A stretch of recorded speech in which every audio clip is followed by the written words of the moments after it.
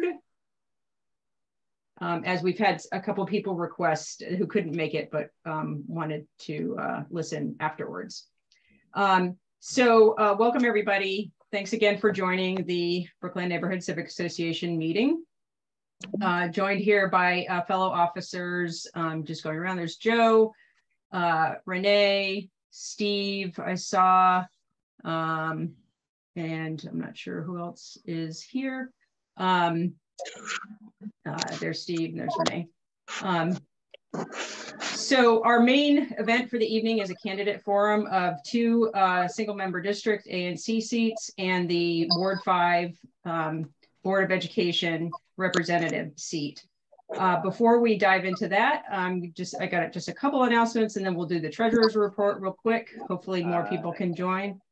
If folks could mute themselves when they are not speaking, that'd be helpful. And I will liberally use my power to mute if need be, which I'm going to do right now. Okay, so before we do the treasurer's report, I just want to give big thanks to folks who helped us with some fun, successful activities recently. Mary Pat Rowan, Dolores Bouchong, and Allison Clausen, who led a really fun walk in the newly created forest patch in Langdon Park a couple weeks ago. If you haven't been there, please go check it out. It's near the pool, it's well marked, and it's just lovely. We had 2 great historic Brookland walking tours with Caroline Petty as our guide. I went to the one on Sunday. It was awesome, great information, learned something, several new things, and a fun opportunity. In both events, we partnered with the Greater Brookland Intergenerational Village on those, and those were really fun. We have our next meeting in November. We are going to be focusing on some public safety issues and inviting some guests to speak about that. We have our Fort Bunker Hill twice annual cleanup with the National Park Service on November 19th, Saturday morning. More information about that, but hope people can come out. And as a reminder, we do not have a meeting in December. So, Joe, I lost Joe here. There you go. If you want to briefly give the treasurer's report, that would be great. Sure thing. And luckily, it's a quick one this month. So we came into the month with $6,875.76 in our account. We had one large deposit of $390.70 with membership dues and donations. So thank you to our members. We had 2 expenses listed in this month and one more that I'll talk about. We did a donation to the Friends of Noyes Park for their Halloween parade, I believe. So we gave them $100. And we had $20 going out for the web service fees. So that left us with $7,146.46. So you can see that's all tracked in our statement. And we have 2 more donations going out that I had to make through my PayPal account just because of complications. So I have a check reimbursing myself for those. That'll show up next month. But that was to the church and to the Education Equity Committee back to school fundraiser. So that'll be $500 showing up next month as a check. So that is the report. I can bring it back up. I realize I closed that a little early if anyone has any questions. Okay, great. Does anybody have any questions about the report?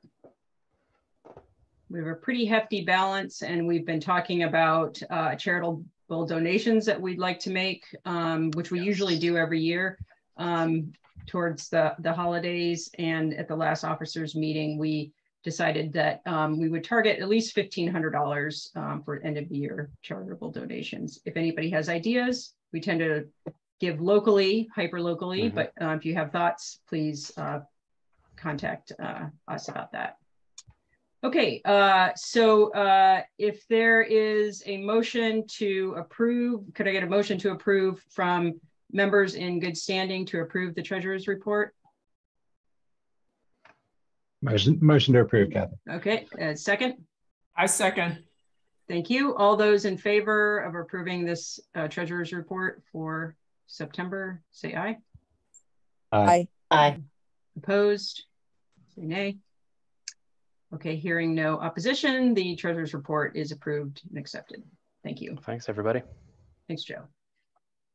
Okay, all right, so let's move on to our main event. So we have 4 ANC SMD candidates, 3 State Board of Education candidates for Ward 5 who have graciously accepted our invitation to join us tonight and talk about why they're running and answer a few questions. So we like I said, we want to stick to, if possible, stick to our hour. So we're going to be quite strict on our time parameters. Each candidate will have about no more than 3 minutes to give a statement about why they're running, their priorities, whatever they want to say in those 3 minutes, followed immediately for each candidate by about 2 minutes for hopefully at least a couple questions from you all, the membership.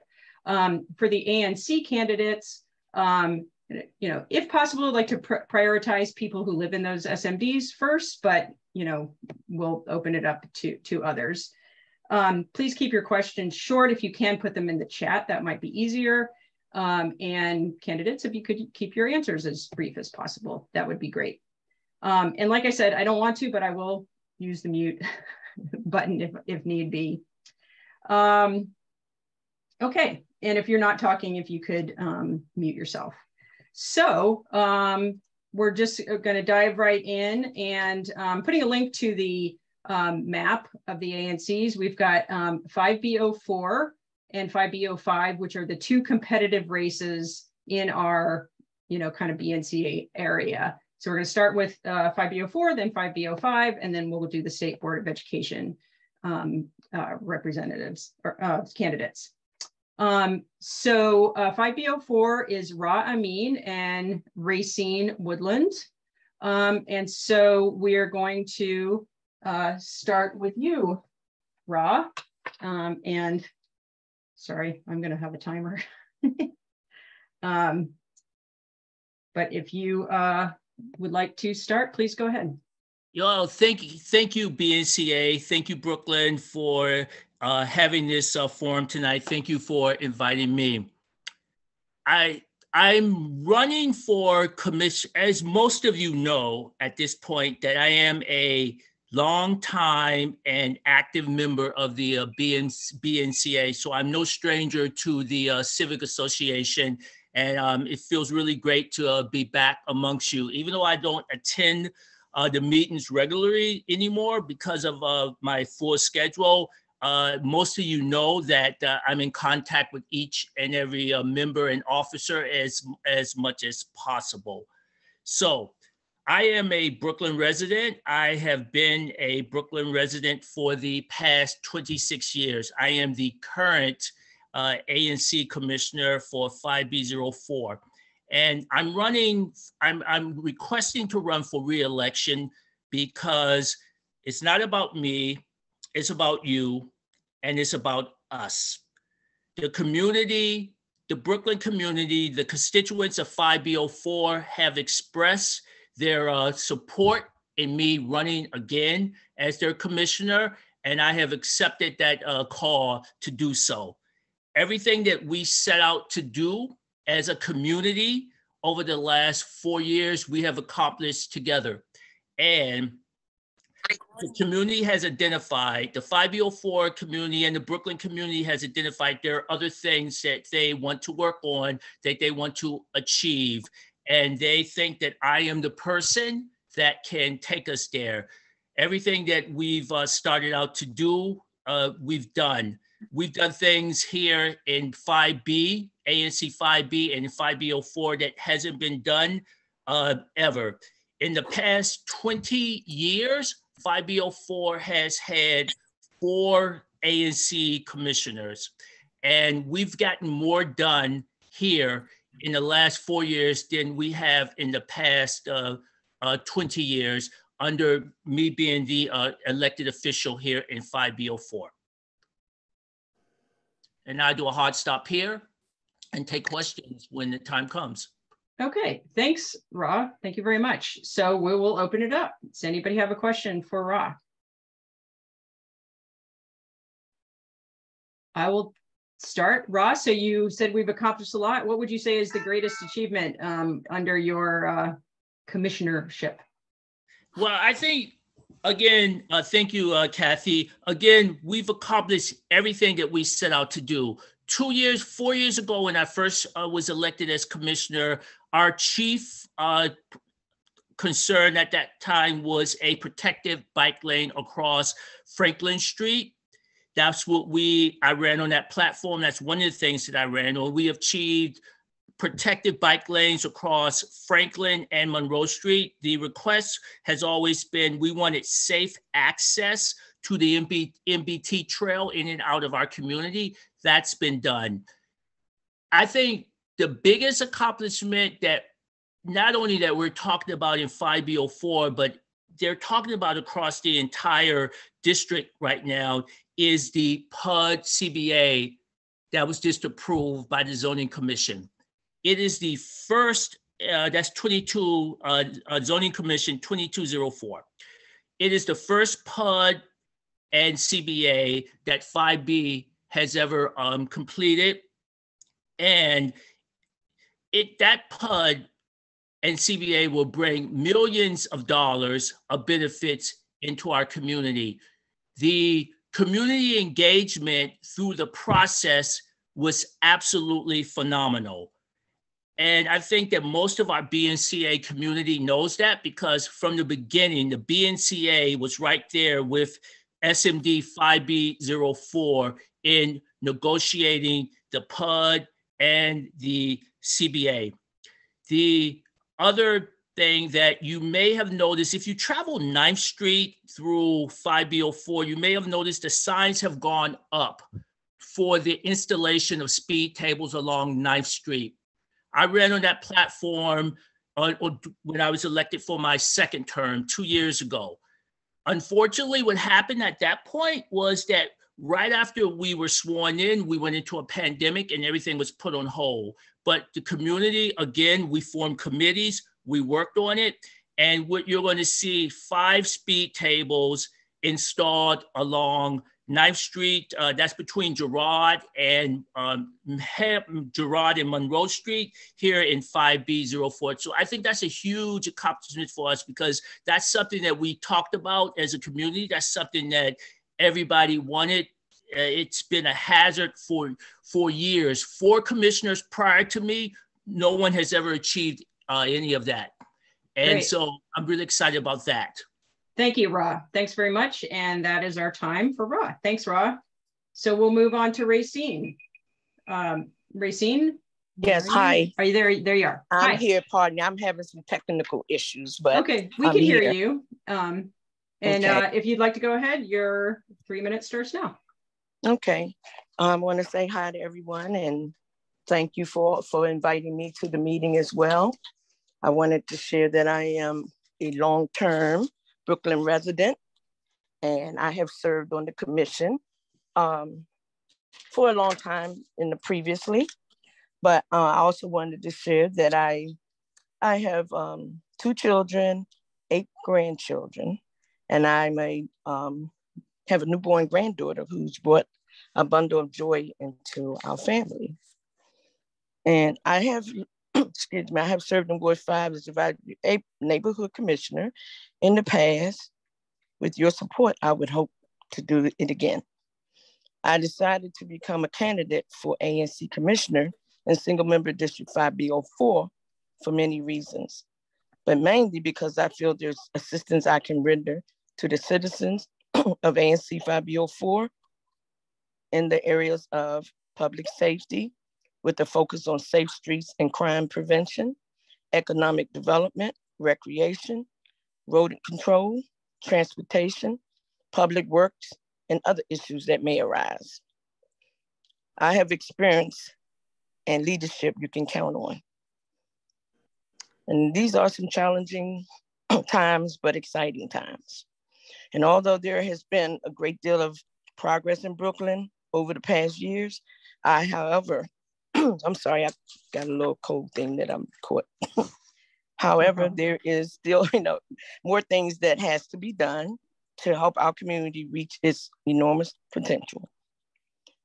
Also wanted to share that at Noy, I have also been instrumental in getting a lot of things done during my time. But as you all know, we're in a new time now, so things are different, and what is needed in the community is different. There are a lot of things that people are enjoying or seeing that are here that actually got put in during my tenure previously. I know the Noise Park was one I worked on for many years, and then it came into place when I was not the commissioner, but they invited me to enjoy in it because they knew I had been working on that and had multiple meetings in the park so that we can see what we wanted to do with the park, which what's in there is a lot of what we wanted. There are a few changes I probably would have made, but mostly it serves us well. Let's see. Rayseen, you got about 10 seconds left, and then we're going to go to some questions. Okay. I was a part of Union Market. When Union Market came in, that was a part that me and the commission worked on. We had signs put on streets so vehicles couldn't travel in our community. And I can just want to be a part of keeping our community safe and doing what we need to do together. It's what you want and not what I want. Thank you very much, Rayseen. Sure. Any questions for Rayseen? And would love to hear from members. Anybody? Well, Rayseen, I'll take prerogative. So thinking about 5B in general, what would you say if you really had to focus on one particular area, what would be your top priority?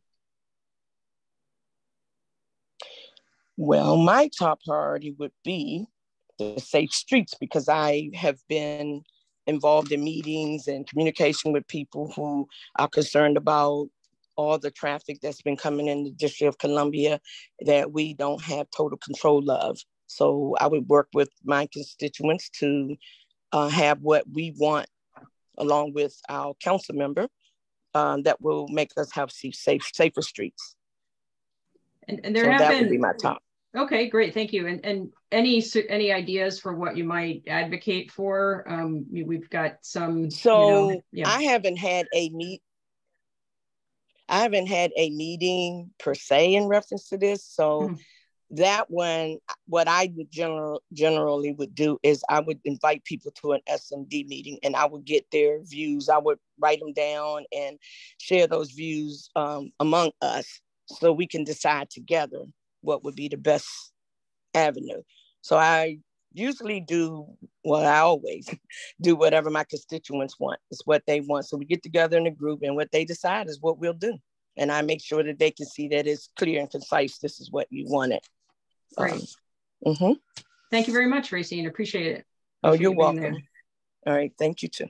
Okay. All right. So we're going to move on. And if you can't tell, I'm doing alphabetical order within the candidates. So Colleen, 5B05, you're up next.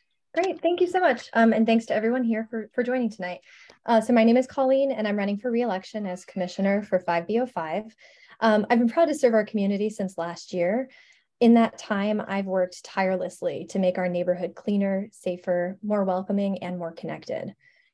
I first ran for this position because I was frustrated by the lack of responsiveness I received when I reached out to local representatives for help and never received responses. Longtime neighbors told me they had had similar experiences and had just given up. And I thought we deserved better. I didn't want our community being ignored, forgotten, or left behind by city government. So I decided to run for ANC so I could help amplify our community's voice and make sure neighbors have access to and input on city services and resources.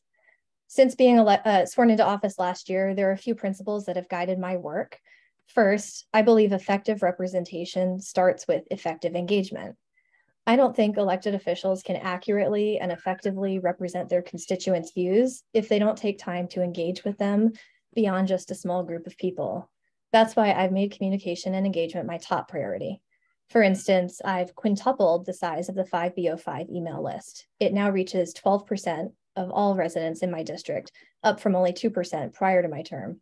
I've also proactively solicited resident feedback on issues affecting our community, handing out paper flyers to immediate residents when there's a new development or major change in road design in their neighborhood. And I've also ensured that residents receive timely and responsive communication from me. Second, I believe that we need to be caretakers not only of the place we call home, but the people who live here. That's why I've hosted not only regular community cleanups to keep trash off our streets and out of our waterways, but I've also helped neighbors find resources to pay bills, repair their homes, apply for energy assistance, and get shut-off utilities restored so that they can stay in our neighborhood and don't feel like they're forced out for lack of resources. When residents have encountered roadblocks with the DC government, I've intervened and stayed on top of things to make sure that we get problems resolved expeditiously and satisfactorily. And lastly, I'm sure this won't come as a surprise to anyone here, but I believe safe streets make strong communities. And I know a lot of our neighbors feel the same way. Traffic safety is still the #1 issue I hear about, and I've worked very hard to secure dozens of traffic calming and infrastructure improvements throughout the community. Now, I know ANC 5B is going to be changing quite a bit next year. We're going to add 2 new districts, and we have a lot of new candidates who've stepped up to the plate to serve our community. Ed Borrego in 5B01, Nandini Sen in 5B02, Alicia Agolam in 5B03, and Justine Perkowski in 5B07 are all new faces.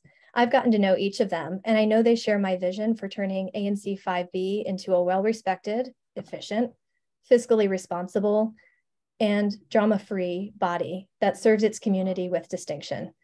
You can learn more about my positions, my vision for ANC 5B, and my work on my website at Costello45B05.com, which I'll put in the chat. Thanks, Colleen. Thanks. Okay, and great. Questions. Thank you. So there is a question in the chat from Caroline Petty, who I do not believe is in your ANC. So I'll just see if anybody in your single member district has a question. I don't see any hands raised, so I'm going to ask it.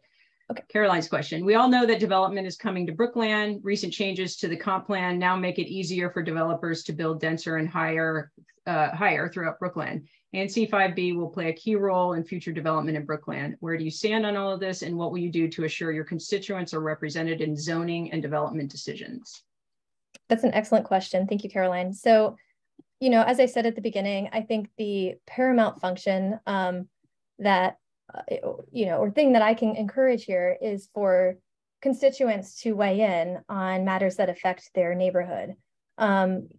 So that's why I've been very proactive in reaching out to residents. You know, I put paper flyers out, I send messages out to my listserv, I self-fund a website that I keep updated regularly. I put things out on the Brooklyn listserv, and I also share things on social media. I think that's a pretty broad reach. And I think, you know, if reelected, one of my goals is to also initiate a block captain program where we have neighbors who can help further socialize meetings, events, news, and other information and updates so that we aren't missing anyone. Because I realize even though I've increased my outreach considerably, I'm still not reaching everybody in my district.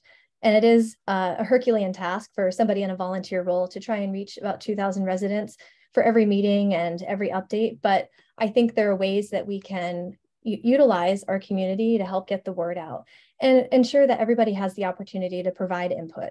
We might not all get everything that we want in a new development, but as we saw with the Reed Street development that Commissioner Amin, recently shepherded through, you know, there are a lot of ways to ensure that everybody gets a say and that we negotiate as much as we can to the greatest extent possible, benefits for the community, traffic safety, inclusionary zoning, so people have access to affordable housing in our neighborhood, and it doesn't become a bastion for the wealthy. Thank you, Colleen. Okay, gonna have to cut you off there. Thank you very much. Appreciate the answer and the question. Okay, we're gonna move on to John Feeley. Hi, I'm John Feeley, and I've served as commissioner in single member district 5B05 on 5 occasions, from 2008 to 2010, from 2010 to 2012, when it was 5B06, and then also from 2014 to 2018. And then in 2020, when the commissioner moved out of the neighborhood, I got signatures so that I could fill his place for that final year. The reason I was so committed to 5B05 is I was raised here. I've been here my whole life, except for my first job. I was out of town for about 18 months. but this is my hometown, my home neighborhood. And so it's very dear to me. So I'd like to serve again. And the thing that particularly interests me and concerns me about our neighborhood and Brookland in general is the sort of development we see occurring.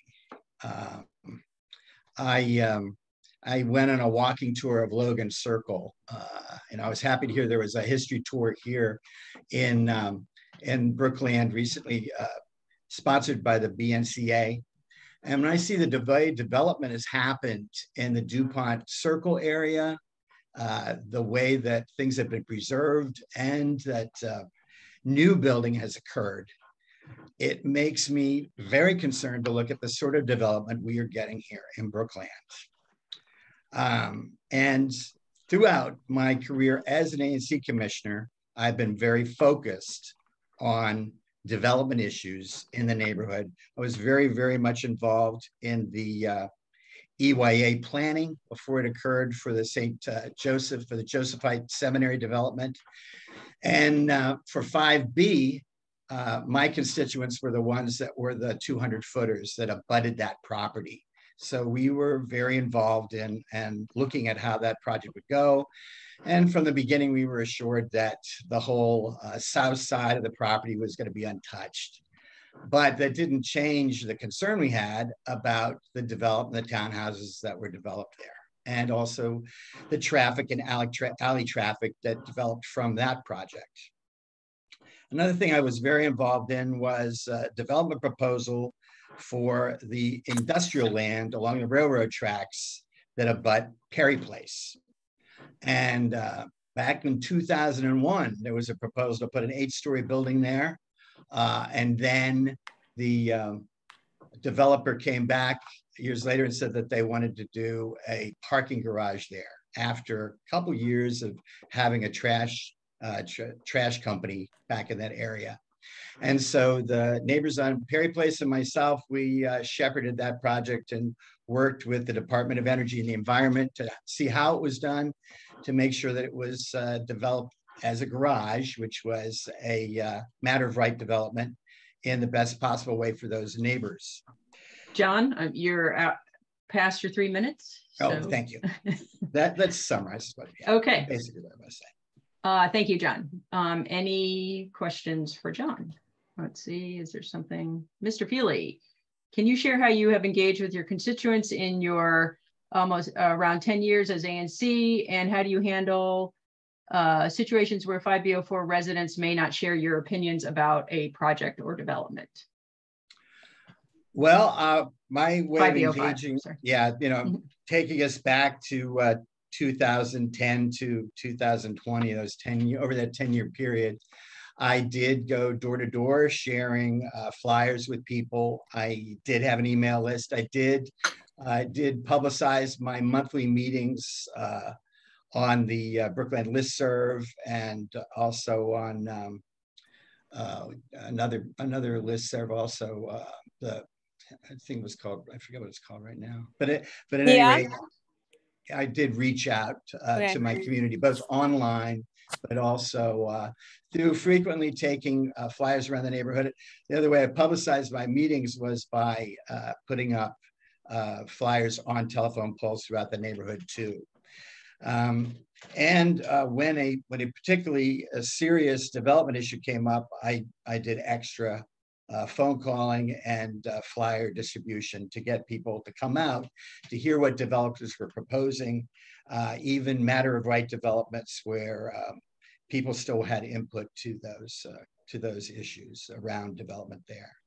And very briefly, how you would handle situations where the residents might not share your opinions on projects? Well, when I talk about matter of right development, there are a lot of things that people on the single member district level can do to influence what happens in a neighborhood. And I would share very clearly with my constituents at a meeting, and the developer usually was very forthright about it. They were coming to us for something very specific, and they would then explain what their plan was in terms of development. And while I might express my lack of enthusiasm for some projects, I never tried to influence the vote against a curb cut or for any kind of variance that came before my single member district. Great. Thank you very much, John. Thank you to all the ANC candidates. Really appreciate hearing why you're running and your priorities and getting to know you a little better. And I hope this has been helpful for your current or potential constituents. So we're going to move on and I don't want people to be shy about asking questions. So please feel free to put things in the chat. Perhaps at the end, if we have a little time and anybody thinks of a question they want to pose, we will have time for that. So we're going to move on to the State Board of Education, Ward 5 representative. I'm just putting that, the website for the Board of Education in the chat for those who might want more information about it. So we have 3 candidates who are running, and we're going to go alphabetically again. And so Robert, there you are, Robert. If you'd like to go first, your 3 minutes starts now. Thanks, Kathy. Yes, I'm Robert Henderson. I'm a former Brookland resident. I used to rent on 12th Street next to the Yes Organic Market, but I now live in Fort Lincoln. I'm a historian by training. I have a PhD from the University of Maryland, and my day job is to research and write about housing policy for some print and online publications of the Department of Housing and Urban Development. But I'm here as a candidate for the State Board of Education because I'm a parent. I have 2 kids, a 6th grader and a 3rd grader. And I have the privilege of being the parent who drops off my kids and picks them up every day. But I changed from being a parent who was involved at my own kids' school to being involved at a ward and citywide level when my then 7-year-old son asked me one day, "Dad, are schools still segregated?"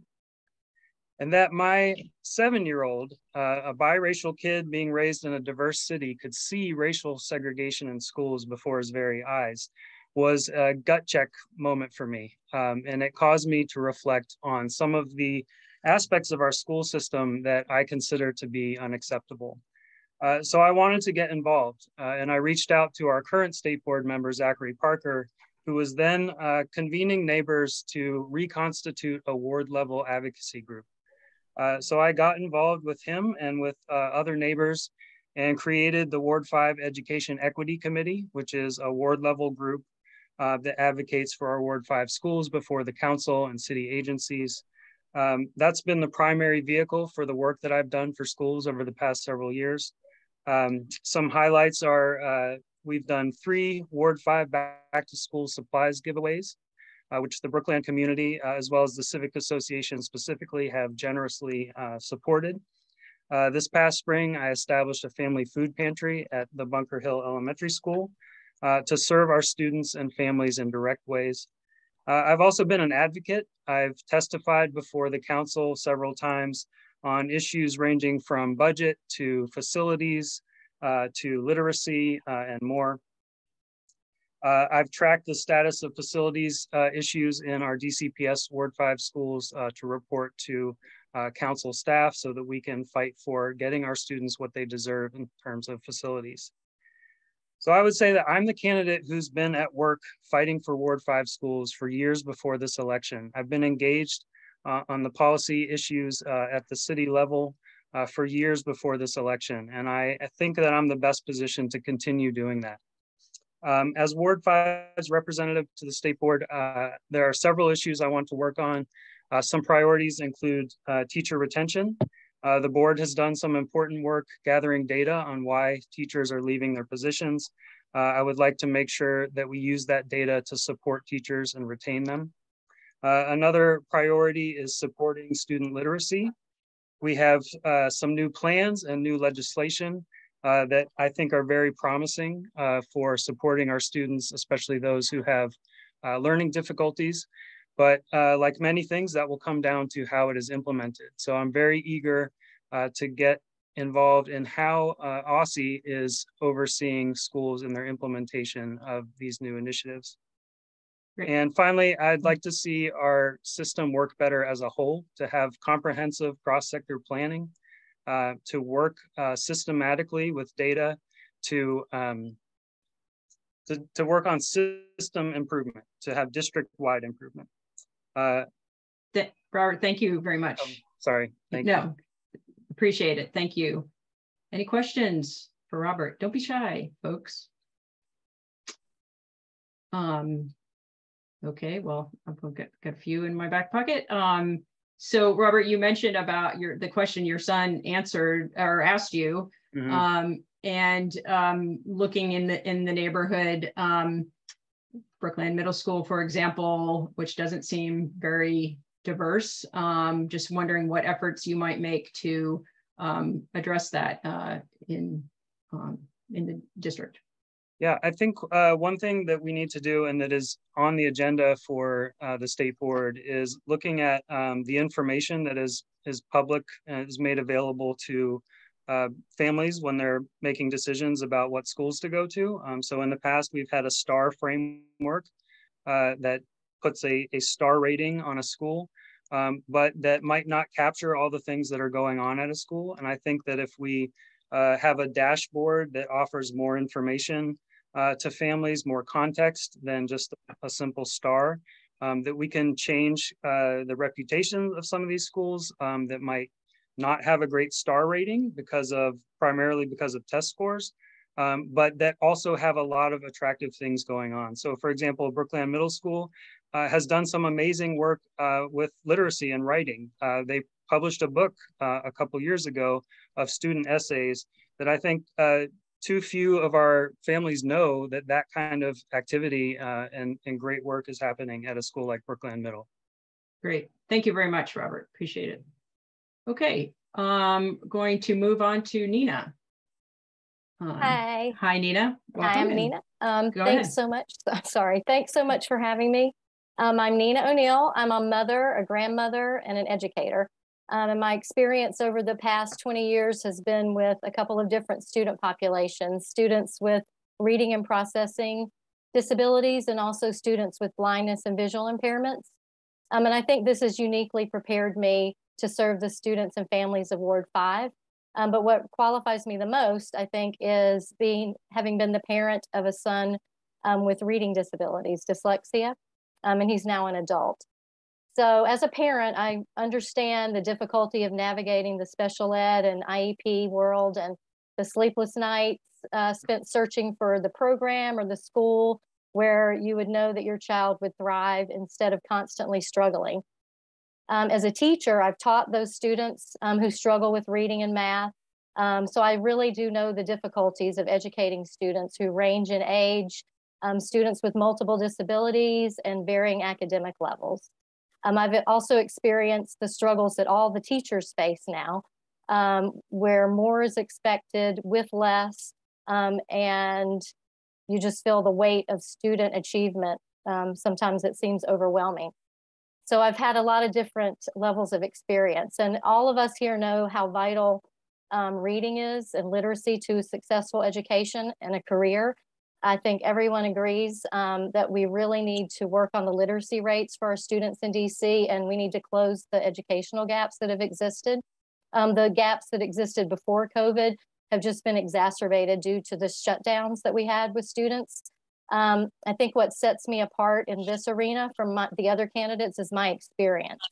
As a teacher and as a parent, I've actually taught the students that are struggling with reading, including my own child. And I'm also trained in and have used several different reading systems and different programs that are designed to teach students with reading and learning disabilities, but that also work for any student.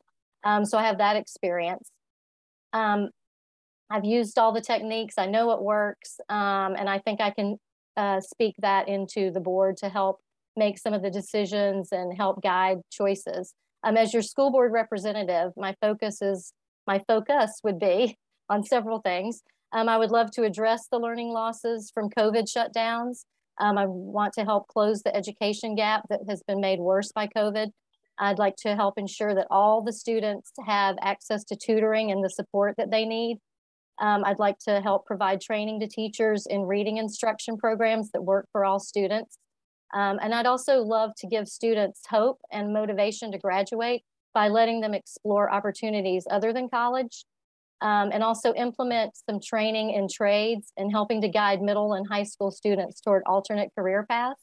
if they feel like that's something that would be good for them. I think to keep students motivated and on the right path, we have to give them hope, and we have to let them know that there are multiple ways to achieve their dreams. Thank you, Nina. Okay. Sorry, I'm going to cut you off there. Thank that's you. Right. Thank you. We'll end on the hope. All right. That's a good way to end. Okay. I see a question for the next candidate, but is there anybody have a question for Nina? Well, once again, I'll pose one.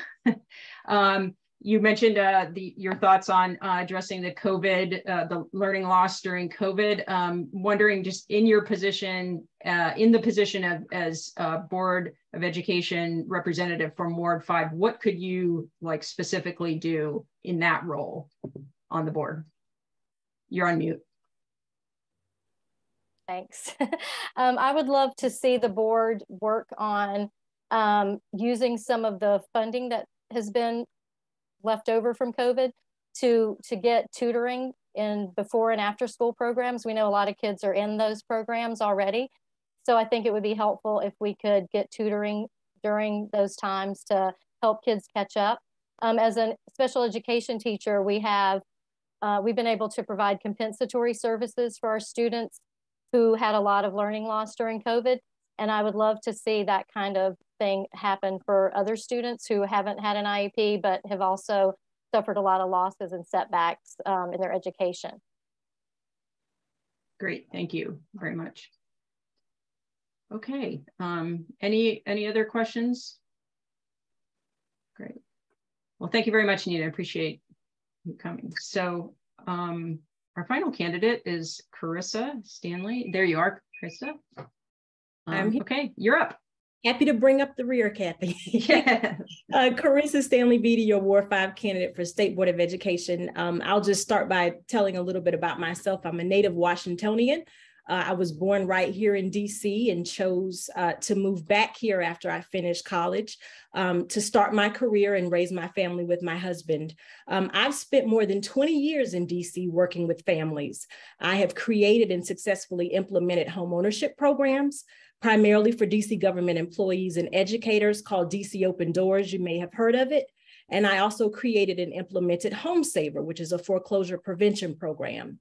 I've also worked with community-based organizations to create and teach financial literacy in our communities. So I've been on the front lines, and the beneficiaries of that work are overwhelmingly women and children in our community.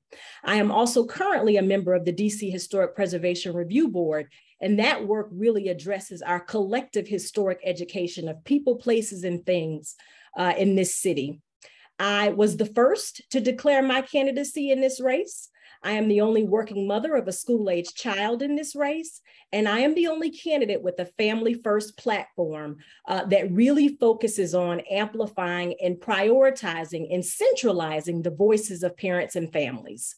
If I am elected, my primary goal will be to help Ward 5 families access the education system in a meaningful and an intentional way via a parent advisory committee. And the charge of the state board, the state board really has this charge already through what they call ESSA, which is the Every Student Succeed Act. So I really want to lean into the requirements under ESSA in terms of meaningful engagement of parents. The other thing I would love to do is to advocate for early education and particularly early literacy. I know Nina spoke to this a little bit. I have already started to lay the groundwork with existing State Board of Education representatives to talk about the act that was passed and some of the issues and challenges to really implementing structured early literacy training. So I'm extremely excited about that because of my personal story with literacy, and also because of what we've experienced with my son, who was a late talker. I want to support educators, particularly in terms of affordable housing. This is work that I've already done, and it's work that I will continue to do. And lastly, I really want to work on real world solutions to the intersectional issues that families face every day, like housing, which I've already talked about, and economic security. We really have to start having comprehensive conversations about students and families and acknowledging the myriad of issues that children face when they show up in our schools to learn. As State Board of Education representatives, we have the opportunity to advocate for students and families in a holistic way. And I believe that I am uniquely qualified to do that. Thank you, Carisa. Appreciate it. So we have a question in the chat for you. You mentioned that before I started. I'm excited to hear Yeah. it. There's stuff about the Historic Preservation Review Board. Thanks for that. But please tell us about more about your experience in guiding public education. Did you hear that? I think you froze, Kathy. Am I back? Can you hear me? Yes. Okay, sorry. Yeah. Yes. My connection cut off for a sec. Please tell us about your experience in guiding public education. So just you talked about a lot of your experience, specifically this. Sure. Yeah. So I'll say I come to education not unlike most parents. I come to it directly through my experiences with my son, and also through a wonderful, wonderful organization called PAVE. If you've never heard of it, it is a fantastic grassroots community organization that is really dedicated to elevating and amplifying parents' voices. That's actually what the acronym stands for, is Parents Amplifying Voices in Education. I've been a member of that organization for almost 3 years. And one of the cornerstones of that organization is to connect parents to the education system. And while PAVE is wonderful, I've met fantastic families. I have learned a tremendous amount of education through that organization. What I realized is that organizations like PAVE exist because parents feel disconnected from the system. And so that is actually the impetus to me wanting to run, is my experience with the wonderful families and children in PAVE. Great, thank you. Okay, well, thank you for all the candidates. Those are really informative comments, and thanks for answering the questions. We do have some time, and we have a few questions in the chat that I'd like to pose to all of you, if you're up for it, to the Board of Education candidates. And we'll go backwards. Carisa, we'll start with you. So how do you feel about mayoral control of the schools? This question always comes up, and I feel like it is more of a political question than it really is an educational based question. I will say that undeniably we have made progress under mayoral control. We still have work to do. Our recent park scores have revealed that there is still work to do. And so what I want to focus on is what working moms and dads and working parents are telling me on the campaign trail, which is making sure that our schools are equitably funded. I want to make sure that we are working towards proficiency in both math and reading for our students, and also growth. And I don't see evidence that mayoral control affects that. And so that is my stance. Great. Okay, thanks. And thank you for keeping about 30 seconds. Nina, yes. How about you? What do you think about mayoral control? I have to say that from what I've looked at about mayoral control, that things were worse before it happened. That's why it happened, or that's why it was put into place. So, and I think at this time, with all the upheaval we've had in the school system, I would just leave everything the way it is as far as the command structure. I think that for my part, I've spent my career collaborating and sitting around a table and coming to agreement during IEP meetings and during all kinds of other educational things. So I think that that's one of the strengths of the system we have in DC, is that everybody's kind of forced to come around the table and talk to each other and listen to each other. So I'm very happy to be a part of that.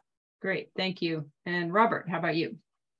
I think from a structural standpoint, it does not make sense for the mayors essentially playing the role as the state executive and the local executive.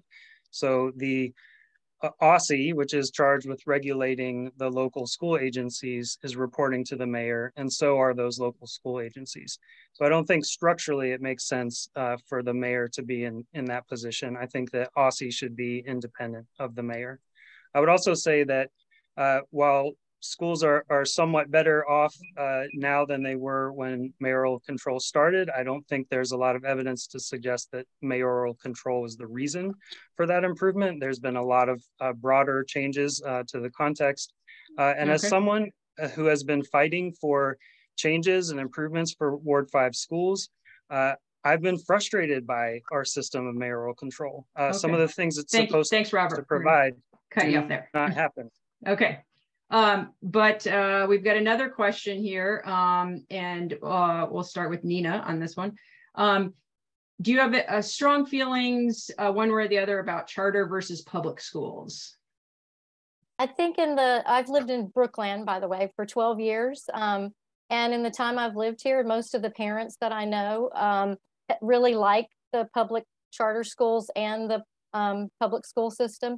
So I think it's one of the strengths we have in DC, that there is some kind of parental choice. And I would love to just strengthen all of those schools and see them work together more and more. Okay. Robert, how about you? Like I said before, I think what's key is to make our system work better together as a whole, so that the public sector and the charter sector are not at odds with each other. And so that requires some comprehensive cross-sector planning that our current governance system does not encourage. So that's another reason for us to revisit mayoral control and how our schools are governed. Thank you. And Carisa, how about you? Yeah, I always think about this question in the context of reality, right? So 1 in every 2 children in this city, or about half of our children attend DC public schools and half of them attend charter schools. So both networks are extremely important. As a family first candidate, I believe in empowering and equipping parents to make decisions that prioritize their needs in terms of their children's education. So feeling strongly about one or the other, I feel like it's one system. I agree with Robert that coordination is important, but I also stand with families to prioritize their needs for their children's education. Great, thank you very much. I saw, I can't tell who's not on mute, but I saw a hand earlier. Was it Rachel, maybe, who had a hand up? Yes, I did. I wanted to make sure Chris Matthews' question was answered, and I appreciate those answers.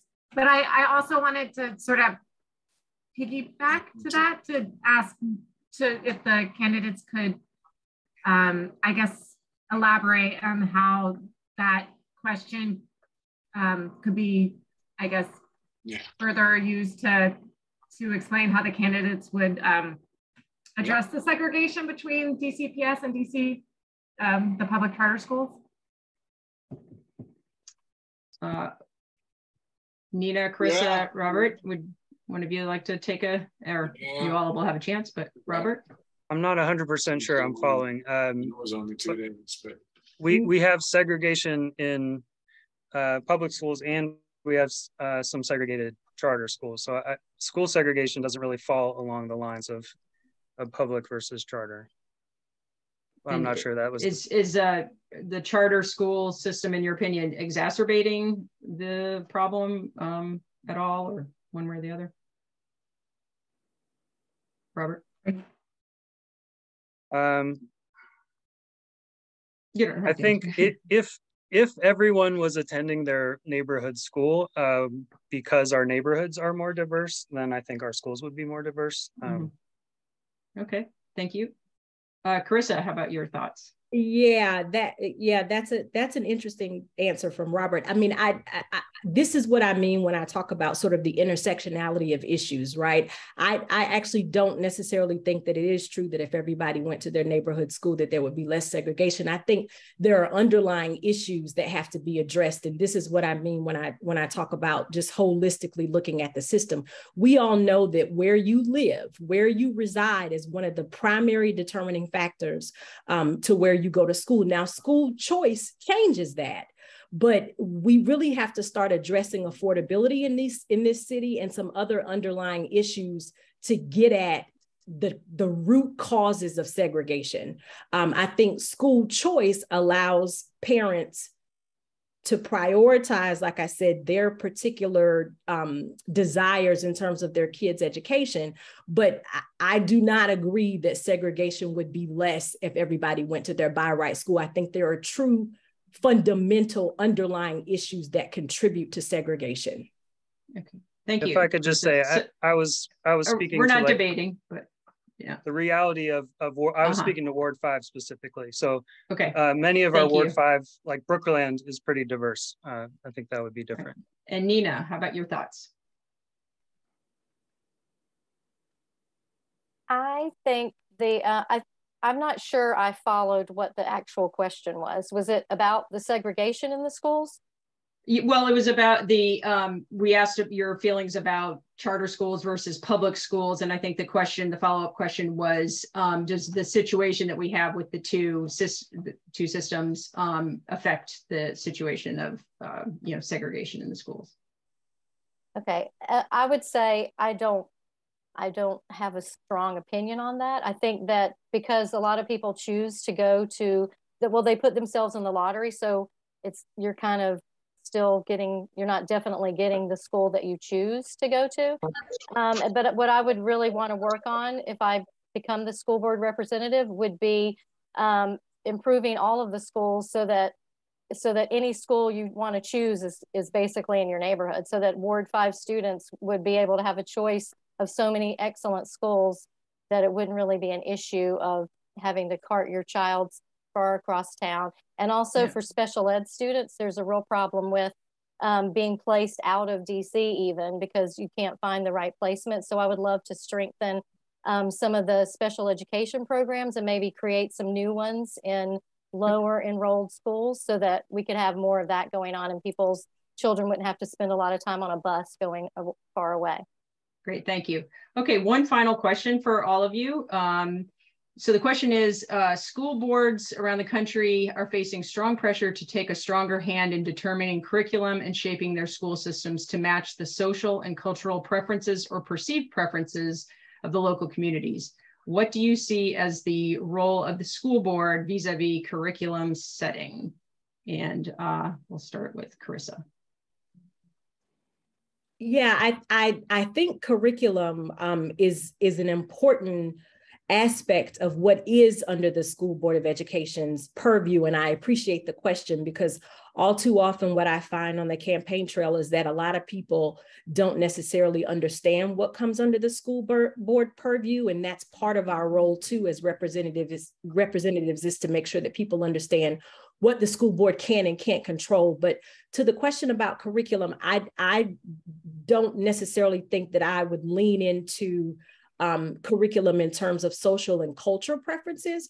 What I think I would want to see and what I would advocate for is making sure that curriculum reflects the global economy in which we live, and that our curriculum prepares our children for the world that they're going to step into, either in post-secondary education or immediately into a career path. I would love to see us implement true financial literacy.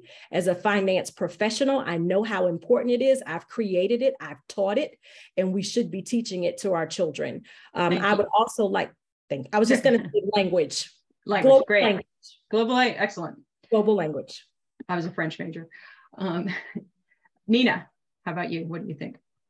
Yes, I think that that we really need to focus on curriculum from the standpoint of what do the students need to know to be successful, and literacy and learning how to be good readers and strong readers is the first and most important thing.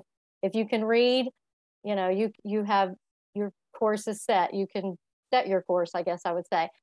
So I think that should be the focus. I think that cultural preferences and things in the local community can come into schools, but I think the basis of our curriculum decisions have to be what are effective methods of teaching students and what can we do to get them prepared for the next level. If they're in elementary school, preparing for middle school and middle school to high school and then beyond. And I think one of the biggest things we need to focus on with the upper grades is having them graduate and stay in school all through high school and then prepare them for life after school. And I love what Carisa said about literacy and finances. I think that's important. I think there's so many different things that we can introduce students to in middle and high school that can help them be successful. Thank you, Nina. I appreciate it. And Robert, the last word. It is the job of the State Board of Education to set learning standards, and they're in the process now of reviewing the social studies standards, which I think is a little bit different from curriculum. It's like a step above curriculum. Schools are still going to decide the curricula within those standards, but I do think it's important for students to see their own culture reflected in the curricula that they're engaging, and I think we've made some positive moves in that direction on literacy, for example, with incorporating books that reflect local culture. And I think that's a good thing. Thank you very much. Thank you to all of you, Ra, Rayseen, Colleen, John, Robert, Nina, Carissa. Really appreciate you taking the time. You know, just your willingness to serve our community, to step up and run for these offices is really admirable. And I wish you luck to all of you. Appreciate your time tonight. Thanks so much. Thanks. And I don't know if any council members, representatives of here, or anybody else, but we'll save any announcements. If you send me anything by email, I can put it out on the listserv or to the membership. And next month, you can have time at our meeting. So thank you, everybody. Have a great evening. Thank you. Good night. Thank you also. Bye-bye. You have a great one. Bye-bye. And Mr. Feeley, I think you're still on. Thank you for your comment.